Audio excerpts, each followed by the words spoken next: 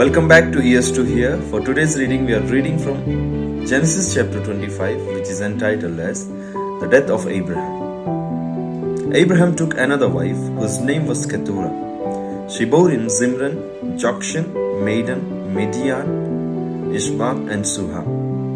Jokshan was the father of Sheba and Dedan. The descendants of Dedan were the Ashurites, the Letushites, and the Leomites. The sons of Midian were Ephah, Hanak, Abida, and Ilda. All these were descendants of Keturah. Abraham left everything he owned to Isaac. But while he was still living, he gave gifts to the sons of his concubines and sent them away from his son Isaac to the land of the east. Altogether, Abraham lived 175 years.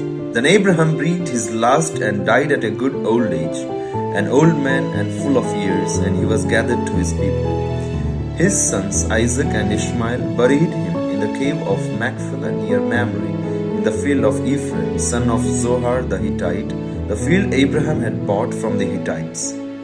There Abraham was buried with his wife Sarah. After Abraham's death, God blessed his son Isaac, who then lived near Beer Lahai Roi. This is the account of Abraham's son Ishmael, whom Sarah's maidservant Hagar the Egyptian bore to Abraham.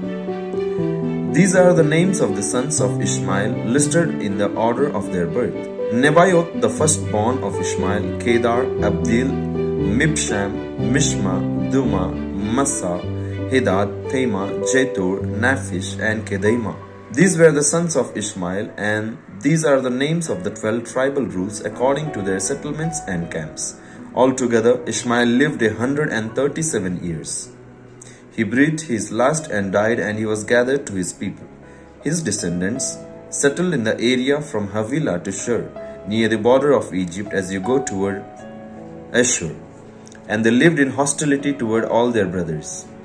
This is the account of Abraham's son Isaac. Abraham became the father of Isaac, and Isaac was 40 years old when he married Rebekah, daughter of Bethuel the Aramean from Padan Aram, and sister of Laban the Aramean. Isaac prayed to the Lord on behalf of his wife because she was barren. The Lord answered his prayer, and his wife Rebekah became pregnant. The babies jostled each other within her, and she said, "Why is this happening to me?" So she went to inquire of the Lord. The Lord said to her, "Two nations are in your womb, and two peoples from within you will be separated. One will be stronger than the other, and the older will serve the younger." The time came for her to give birth. There were twin boys in her womb. The first to come was red, and his whole body was like a hairy garment, so they named him Esau. After this, his brother came out with his hand grasping Esau's heel, so he was named Jacob.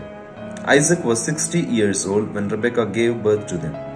The boys grew up, and Esau became a skillful hunter, a man of open country, while Jacob was a quiet man, staying among the tents.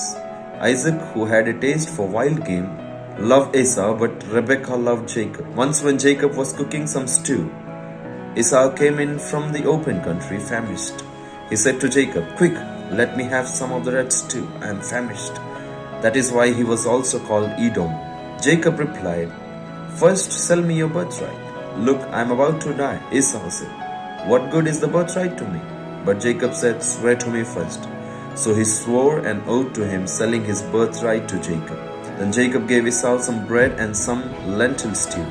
He ate and drank and then got up and left. So Esau despised his birthright. May the Lord bless us through the reading and hearing of His word. Amen. See you tomorrow.